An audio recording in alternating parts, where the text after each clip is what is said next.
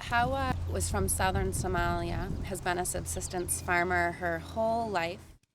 She learned traditional agricultural practices from her family and farmed up until the time that she had to leave Somalia. Anything planted? The majority of the participants are Somali Bantu.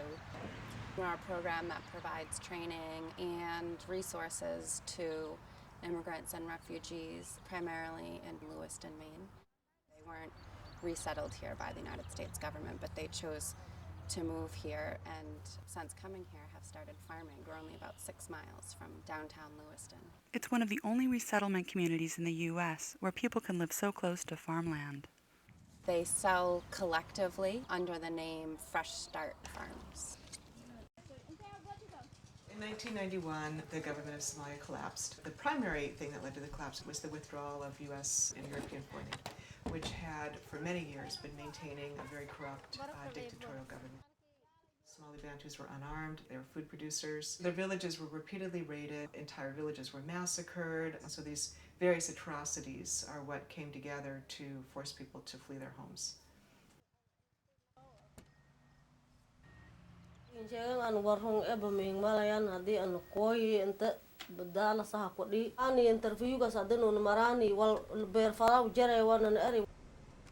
Farming is one of Hawa's only marketable skills, but there weren't any opportunities to farm in urban Dallas, Texas, where she was first resettled. When Hawa first arrived in the U.S., she didn't drive, she couldn't speak English, she couldn't even write in her native language of Mai. Now she's learning to do all three. No barking. Traffic way fall on. That's May. Traffic way.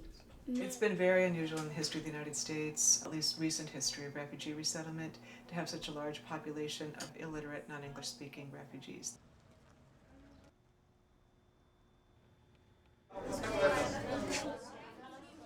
Well, we're here 4 mornings a week from 9 to 12 and tutor some of the most remarkable people I've ever met in the world. Come into usually an urban environment, literacy is kind of mandatory, so it's a huge challenge. The United States doesn't accept a lot of refugees. In the first couple of years after 9/11, we didn't really take any. In more recent years, it's gone up into the tens of thousands. I think one of the big challenges of resettlement is trying to understand how do you fit a traditional Somali understanding of marriage into an American context. Those who ultimately got resettled in the United States were lucky, but they did so having to make a terrible choice of leaving behind those family members who did not get accepted for resettlement.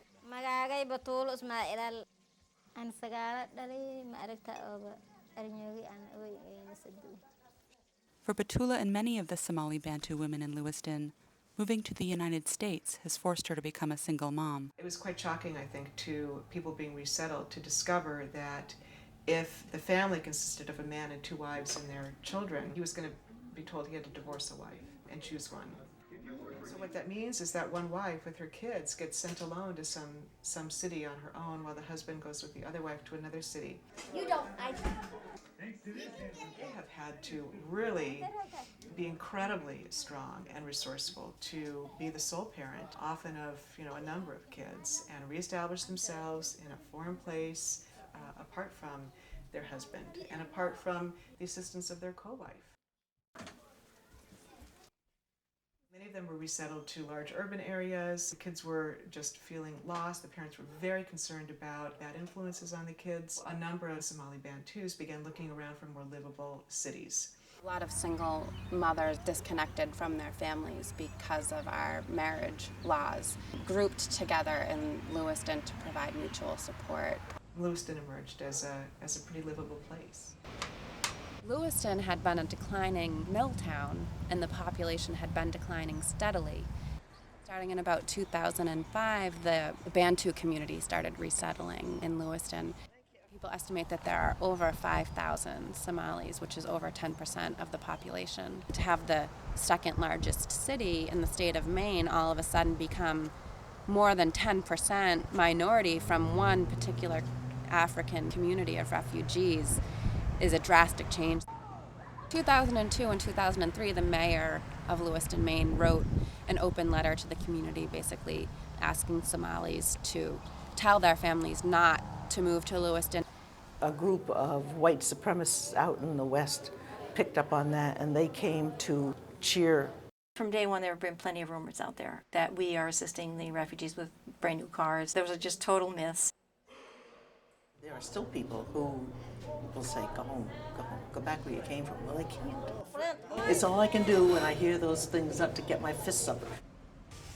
Having only one working adult on a minimum wage job just really doesn't cut it. But after about 6 months, they're cut off from services provided by the resettlement agency. Regardless of whether or not they're working, they do farm.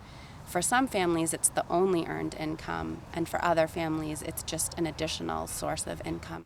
But the reality is, the money earned from farming barely covers gas money to and from the farmers markets. I need saving account to my money, and I need cow and camel and chicken. I need some plates from Somalia. Although camels don't like the winter. Helping people get started and providing them with, on average, $500 a piece in the first year, they can make up to $5,000 or more in profits. They want to be independent, they want to be self-sufficient, they want to earn their own income. So this farming project enables women to be productive, and that's terrific. Still, without public assistance, Hawa and Batula would be without homes, food stamps, and ESL classes. Lewiston is seeing a small revitalization. There are about 4 or 5 different Somali-owned convenience stores. And those small business owners are bringing a new face to that part of downtown. It's up to us to make them feel like this is a home, and it seems to me it's right on the Statue of Liberty. Give us your tired, your poor, your huddled masses yearning to be free. Wadanka Soomaaliya in Faylahay. Meel mageen hanguri en haguri koi hadana fulistan balay lisay fulistan balay aamo ay wal an hooge e wala wayar o